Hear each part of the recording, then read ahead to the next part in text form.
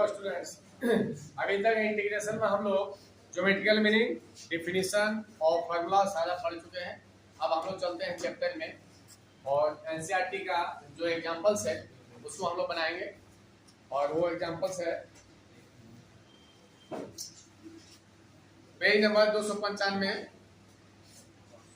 ये new book है, उसमें ये पेज नंबर है 295। तो हम लोग लिखते हैं पेज नंबर 295। सवाल नंबर 1 राइट। सवाल में पूछा है right an anti derivative for each of the following functions using the method of inspection. अब जो सवाल दिया हुआ है उस सवाल का क्या निकालना है, एंटी डेरिवेटिव। बहुत ही सिंपल है और बनाने से पहले और एक हम बता दे रहे हैं क्लू। इंटीग्रेशन से तभी हम लोग जीत हासिल कर पाएंगे कि जितना फॉर्मूला बताए वो कंठस्थ हो जाना चाहिए और जो क्लू बताएंगे उस क्लू को याद रखना है, तब बहुत ही आसान होगा। यदि नहीं याद रखोगे तो जैसे जैसे चैप्टर आगे बढ़ेगा ये टफ होते जाएगा और दिक्कत में बच्चा फंसेगा। ठीक है, तो अब यह जो सवाल पूछ रहा है कि प्रत्येक फंक्शन का एंटी डेरिवेटिव निकालना है। बहुत सिंपल है कि जब भी एंटी डेरिवेटिव का बात करेगा dx, जब भी सवाल एंटी डेरिवेटिव का बात करेगा, मान के चलो एक फंक्शन है छोटा है, अब इसको डिफरेंशिएशन किए तो आ गया बड़ा है, यानी फंक्शन ऑफ एक्स ही आया। ठीक है, अब ध्यान से देखना, अब इसको हम उधर ले जा रहे हैं तो छोटा है, ये हम शुरू से बताते आ रहे हैं तो हमको लगता है ये कंठस्थ हो गया होगा। ये dx उधर जाएगा तो ये 1/d होगा और ये dx किससे गुना हो जाएगा, fx dx।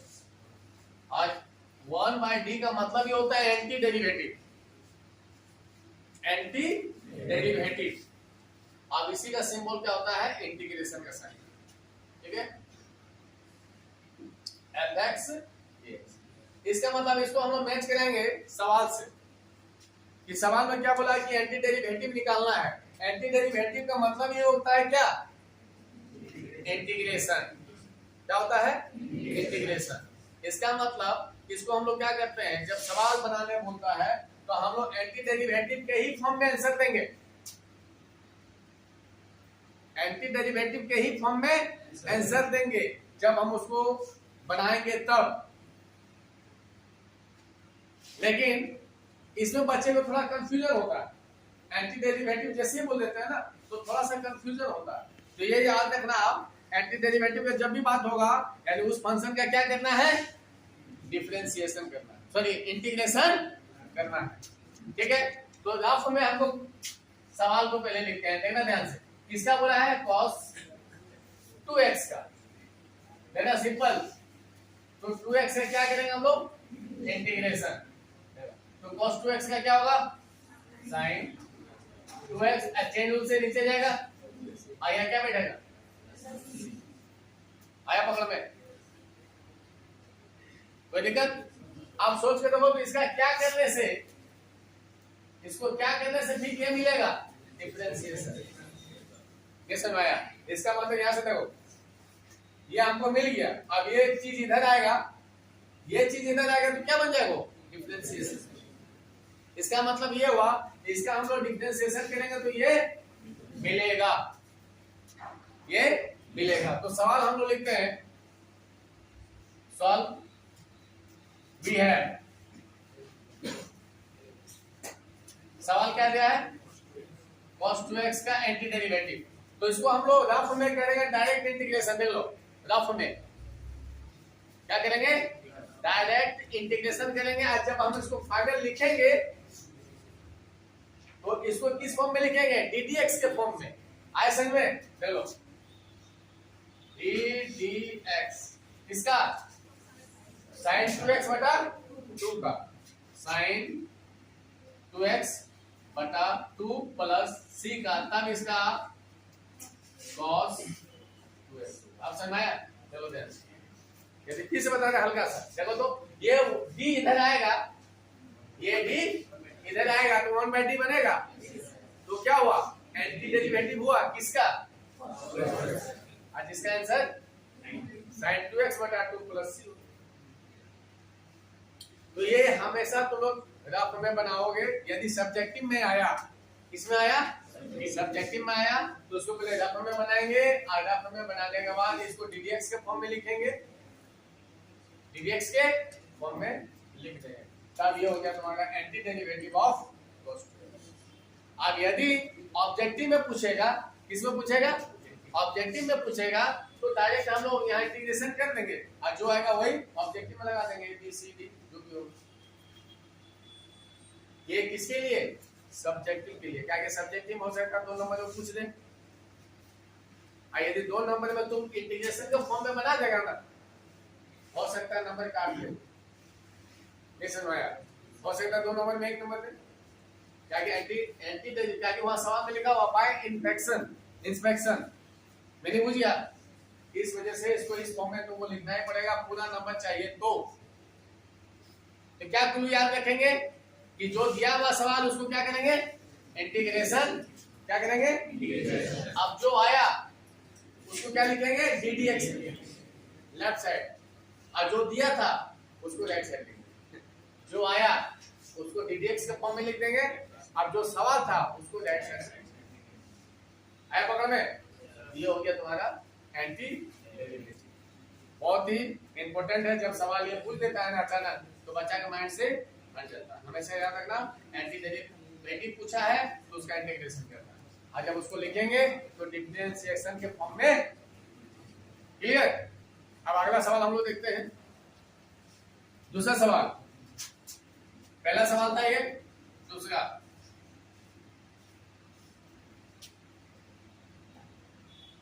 we have, दूसरा सवाल है। अब हम लोग चलते हैं 2 नंबर सवाल में।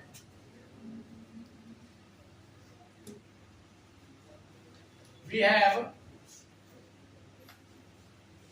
सवाल है 3x² प्लस 4x3।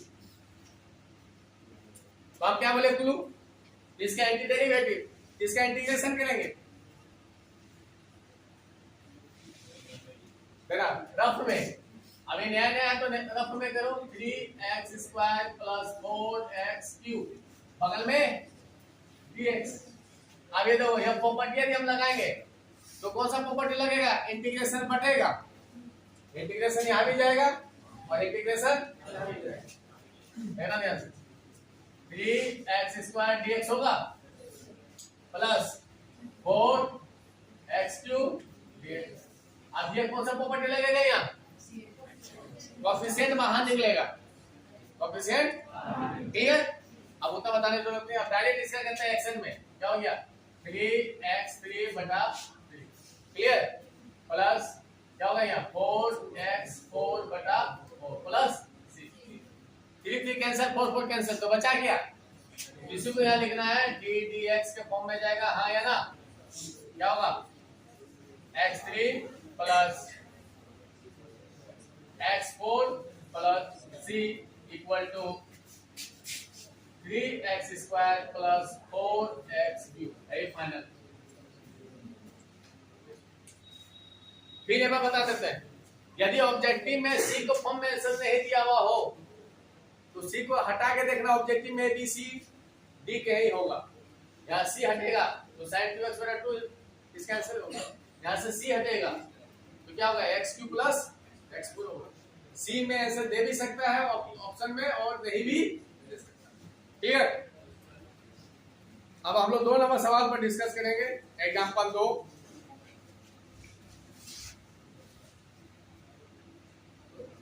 का पहला नंबर सवाल।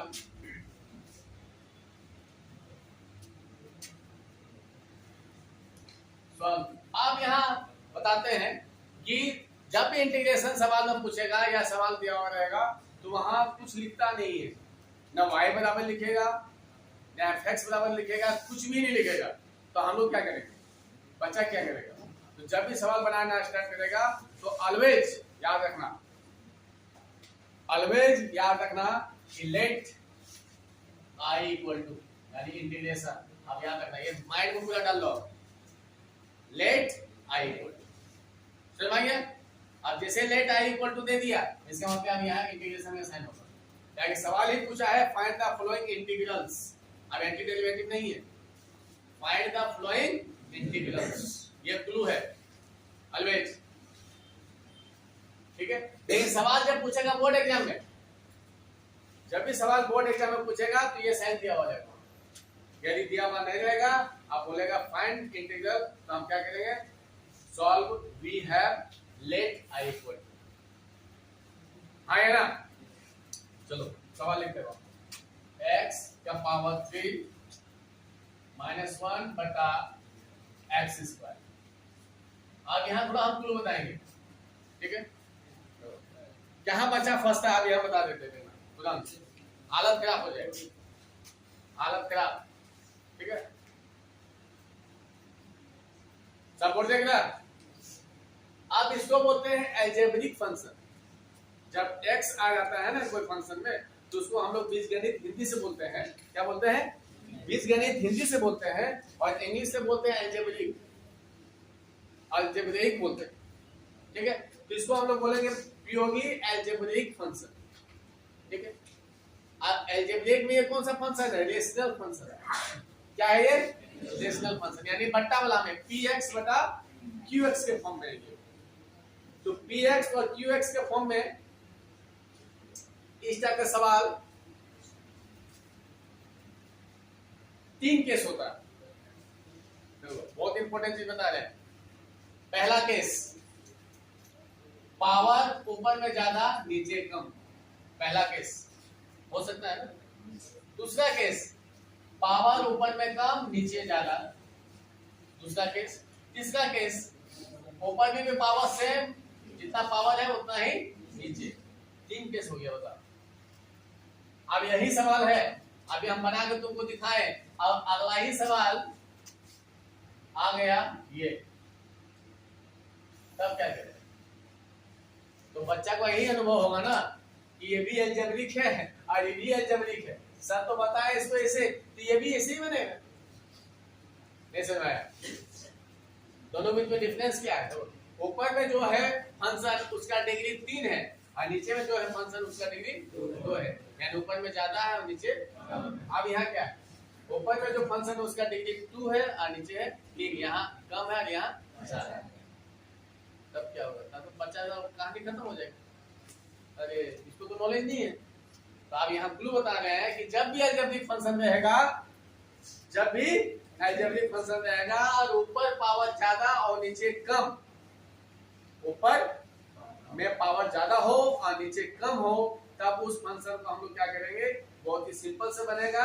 और वो सिंपलिसिटी क्या है, उस भागा दे देंगे, क्या है बड़ा है ऊपर में और नीचे छोटा है, तो ये आराम से इसको भागा दे सकता है, बहुत सिंपल बात, नहीं समझा क्या। तो ये 4/2, तो 4 इसको भागा देने करेगा, क्या ऊपर में बड़ा है नीचे, लेकिन ऐसे जब हो जाता है 1/2 तब क्या होता है, हालत खराब, दशमलव बदलना पड़ता है, तो उसी से परेशानी है। यदि ऊपर में पावर ज्यादा है और नीचे कम, तो परेशानी बहुत कम होता है। उसके लिए 2 तरीका, पहला क्लू बता दिए कि ऊपर में पावर ज्यादा हो और नीचे कम। अब ये केस तुम लोग को अभी नहीं मिलेगा, ऊपर में पावर कम नीचे ज्यादा, और एक थर्ड केस, ऊपर में पावर सेम और नीचे भी सेम। ये 2 केस अभी तुम लोग को नहीं मिलेगा, जब इसका एक अलग चैप्टर है,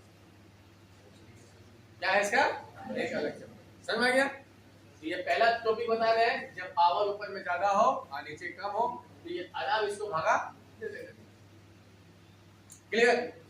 अब भागा देने का, अब इसको जब ऐसा हो तब क्या करने के क्या नियम, तो ऐसा स्थिति में 2-3 काम होता है, या तो पूरा पूरा भागा दे दो, अलजेब्रिक भागा हम लोग पढ़े 9-10 में। दूसरा फैक्टराइज, सब कुछ पाया मेरा बात, फैक्टराइज होता है ना, ऊपर में भी फैक्टराइज होगा नीचे भी फैक्टराइज होगा, कुछ कटेगा, मेरी समझ आया। तो यही 2-3 तरीका है, या तो भागा दे देगा पूरा पूरी, या तो फैक्टराइज करेंगे और एक तीसरा क्या है, बांटने का काम करेंगे। क्या काम करेंगे? नहीं समझा? शादी में पत्तल पे बोला बांटना नहीं, बांटने का काम करोगे, ये अलग हो जाएगा। x3 के साथ x स्क्वायर अलग हो गया और 1 के साथ x स्क्वायर, इसी को बोलते हैं बांटना। तो तीन तरीका याद रहेगा, या तो भागा, या फैक्टराइज, या बांटना। और तीनों तरीके से तुम बना सकता है। अब इसे हेडेक कितने मत लो, सर क्लू इतना बता दीजिएगा तो कहां से होगा। आप तो फैक्टराइज पढ़ाए यार, एक ही चीज बता रहे हैं, फैक्टराइज करो या भागा दो या तो फिर अलग करो, तीनों ही तरीके से बनेगा। लेकिन इतना ध्यान में रखेगा तो बहुत आसानी से बनेगा। क्लियर? अब ऊपर में ज्यादा है पावर और नीचे कम है, आराम से इसको भागा दे सकते हैं। हम पहला किस बोले थे, तो यहाँ भागा दे सकता है, उससे भी बनेगा और अलग करने से भी बनेगा। तो इसको अलग कर देते हैं हम। ब्रिलियंट आदमी अलग करता है, अलग किए। आइए कौन सा दो लगेगा, बटने का, बढ़ जाएगा, इंटीग्रेशन बढ़ेगा। क्लियर? ये बढ़ेगा तो ये पावर क्या बचा, x बचेगा है ना, dx। तो अलग कर दिया फटाक से, ये माइनस। अब ये देखो 1/x²। देखो बहुत ही सिंपल, बहुत बेसिक चीज बता रहे हैं, देखना ध्यान से। चलो अभी ने बताया, थोड़ा देर बाद।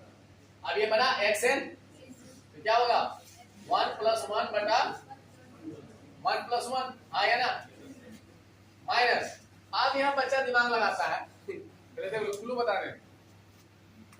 जब ये फॉर्मूला हम पढ़े नहीं किए, जब ये फॉर्मूला हम नहीं पढ़े हैं तो दिमाग क्या लगाना, पावर है एक्सेल में चला जाएगा, क्या जाएगा ये x का पावर, हाँ है ना, ये x का पावर है क्या हो गया 2/2 माइनस, आइए फिर एक्शन का फॉर्मूला लगेगा -2 + 1/-2 + 2 प्लस तो x²/2 माइनस x का पावर -1 और ये नीचे बच गया -1 प्लस c।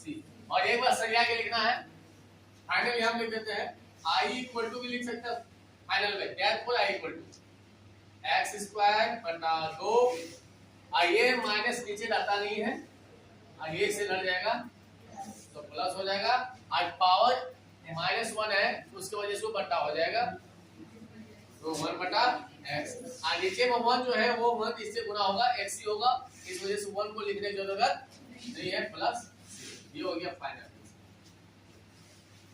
अब इस तरह करके आराम से हम लोग सवाल सारा बना सकते हैं। लेकिन बनाने से पहले थोड़ा सा जो जो क्लू बोलते हैं उस क्लू को ध्यान में रखेगा, तो इंटीग्रेशन बहुत आसानी से।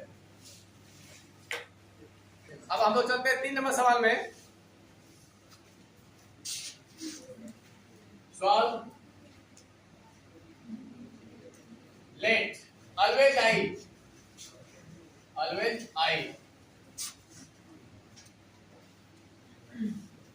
3 का एक बहुत ही आसान है, आए ना, अलग करेंगे।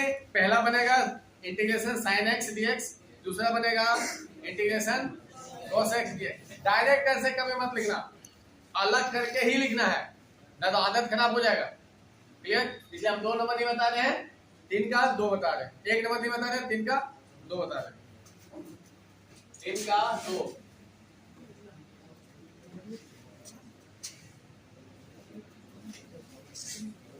cosec x into cosec x plus cot x dx, ये हुआ।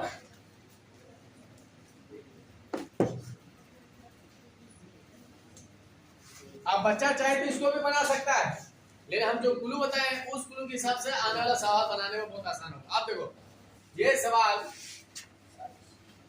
कैसे बनेगा, हम आराम से गुणा कर सकते हैं, गुणा करेंगे हम लोग। कोसेक गुणा होगा तो कोसेक स्क्वायर x, ये इससे गुणा होगा plus cosec x into cot x, ये हो गया। अब क्या होगा, इंटीग्रेशन अलग होगा,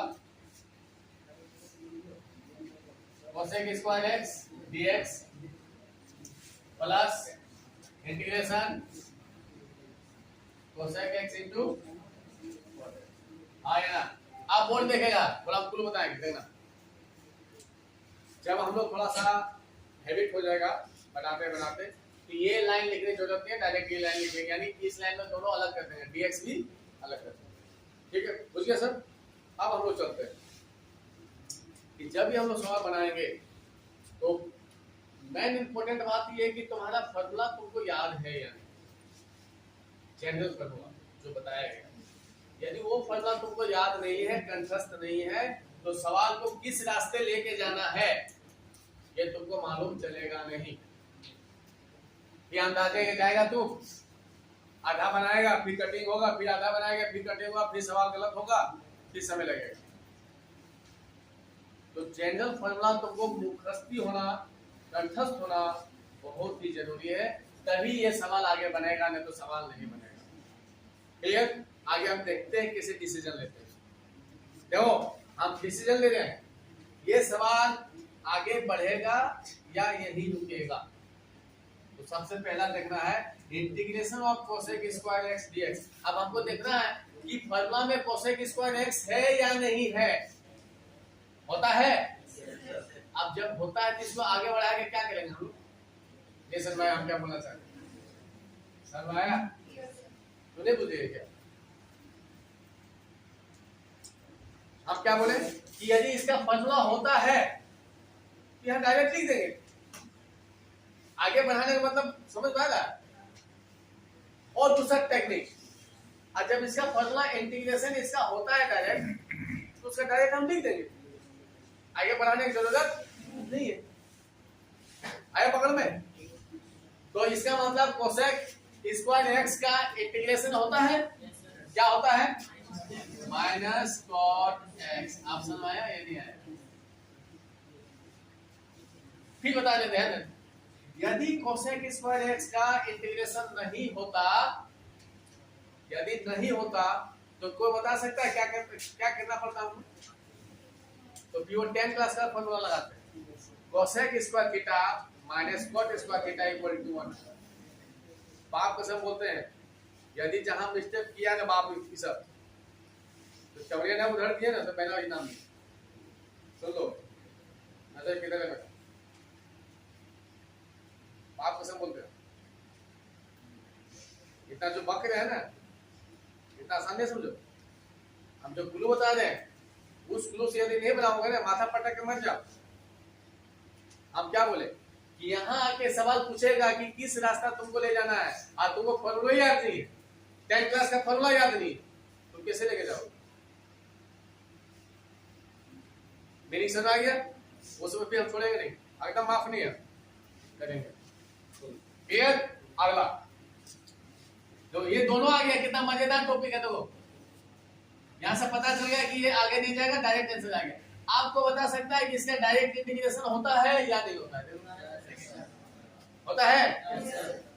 cosec x into cot x का इंटीग्रेशन डायरेक्ट क्या होता है? Minus cosec x. मेरी समझ है? यदि इसका नहीं होता तो क्या बुद्धि लगा? साइन या कोस में बदलते, 1/sin 1/sin और कोस बाय साइन, उसमें बदल देते, उसमें हम रास्ता खोजते। अब पक्का रास्ता जब सवाल बना है, उसका रास्ता जरूर, तुम वो खोज नहीं पा रहा, अब वो खोजने के लिए थोड़ा सा वेट करना पड़ता है। Clear? Minus cosec x plus, अब तो ये दोनों हम लिख दिया तो खराब लग रहा है नहीं, तो इसको नियम है। अब अगले स्टेप में इसको बढ़ा देंगे, minus cot x plus minus minus cosec x. अब ये हो गया मेरा फाइनल आंसर जो क्लो होता है। अब हम लोग चलते हैं 3 नंबर सवाल में। अब इस सवाल से और ज्यादा हम लोग को क्लू समझ में आएगा। Let I equal to 1 minus sine x बटा कॉस स्क्वायर एक्स dx। अब इस सवाल से और ज्यादा जो क्लू है ना और ज्यादा समझ में आएगा। आप देखो यहाँ त्रिकोणमितीय फंक्शन आ गया। आप त्रिकोणमितीय फंक्शन का जो फॉर्मूला है ना भंडार है, बहुत ज्यादा फॉर्मूला का भंडार है, लेकिन सारा फॉर्मूला से ये सवाल नहीं बनेगा। हमको उसी फॉर्मूला को लेना है, उसी टेक्निक को लेना है जिससे ये सवाल बनेगा, जिससे ये रास्ता बनेगा, सवाल बनेगा। आप सोचो कि इसमें क्या क्या रास्ता मिलेगा। तो बच्चा 1 के स्थान में लिख सकता है sine square x plus cos square x. Sine x के स्थान में को बच्चा लिख सकता है। फिर सुनो ध्यान से, हम खाली कैसे जांचा जाता है सवाल किस रास्ते बनेगा वो हम लोग जांचेंगे कैसे, बहुत ही सिंपल है। वो बच्चा इसको स्थिति बनाएगा है ना, 1 का स्थान में लिख देगा। आगे हो गया साइन एक्स है, 1 2 sine x by 2 cos x by 2 आया ना, और नीचे है कॉस स्क्वायर एक्स, अब 1 का स्थान को बच्चा लिखेगा sine square x by 2 plus cos square x by 2। इससे भी सवाल मीनिंग समझ में आया।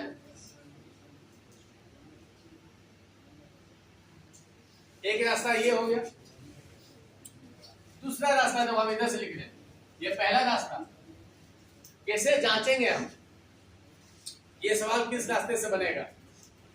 अब यहां देखो दिया हुआ है, अलग अलग करने का तो अलग भी कर सकते हैं हम लोग। 1 बटा cos square x minus sine by cos, sine by एगो कॉस यानी tan, आगे यहां 1 बाय कॉस एगो बच गया तो सेक। मीनिंग समझ में आया? आया समझ में? ये नहीं आया। अब ये इंटीग्रेशन अलग अलग होगा। अब जैसे होगा कि ये 1 बाय कॉस का क्या होगा सेक स्क्वायर एक्स होगा, ये डी dx अंदर जाएगा तो integration of sec square x होता है या नहीं, बस कहानी खत्म हो गई। इससे ये पता चला कि इस रास्ते जाने से सवाल आसानी से बनेगा और इस रास्ते से जाने से हो सकता सवाल नहीं भी बन सकता है, और यदि सवाल बनेगा भी तो समय ज्यादा लग जाएगा और ये सवाल बड़ा हो जाएगा। तो कैसे जांचा जाता है सुन लो पहले। अब ये जांचने का तरीका बता रहे, मीनिंग समझ आ रहा है सब? तो हम लोग उसी रास्ते से जाएंगे जिस रास्ते से जनरल फॉर्मूला ये सवाल मैच कर दे, जनरल फॉर्मूला से ये सवाल मैच कर जाए, तब हम लोग समझ जाएंगे कि हम लोग सही रास्ते क्लियर। तो इसको हटा देते हैं।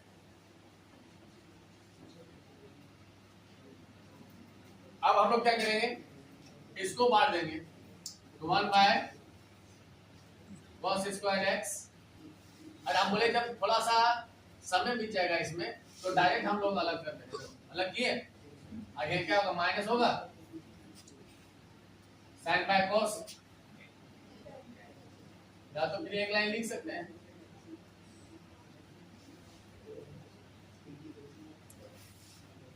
क्या बन गया 1 by cos square x dx minus sine by cos tan बन गया।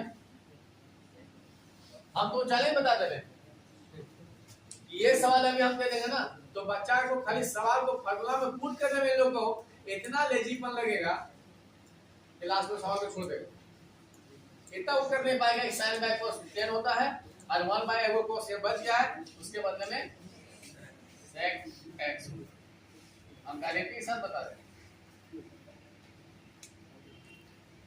आप सोचता है कि बहुत जल्दी सवाल बन जाता है, अरे दिमाग थोड़ा सा लगाना पड़ता है, सारा फॉर्मूला याद रखना पड़ता है। अब देखो sec स्क्वायर x का डायरेक्ट इंटीग्रेशन होता है, क्या होता है tan x माइनस, और sec x into tan x का भी डायरेक्ट फॉर्मूला होता है, तो छेड़छाड़ करने का जरूरत नहीं है। तो डायरेक्ट क्या लिखाएगा, सेक एक्स। कितना सिंपल है। तो क्लू क्या बाहर निकल के आया, जल्दी बताओ, कि जनरल फार्मूला हमको याद रखना होगा और इंटीग्रेशन बनाने से पहले थोड़ा सा कुछ रास्ता ढूंढना पड़ेगा, ये सवाल किस रास्ते जाएगा, तो थोड़ा सा वेट करेंगे। ये नहीं कि अचानक कलम लिया रगड़ना स्टार्ट, या तो फिर क्या होगा, गलत होगा, ओवर राइटिंग होगा, समय बीतेगा। इसलिए एक दो स्टेप मुखस्ती करके देख लेना, एक दो स्टेप मुखस्ती करके देख लेना। हाँ, जैसे पता चल गया कि ये सवाल आराम से जा रहा है तो फिर आगे बढ़ जाओ। क्लियर, ये सब क्लू है, याद रखोगे तो बहुत आसानी से बनेगा। धन्यवाद।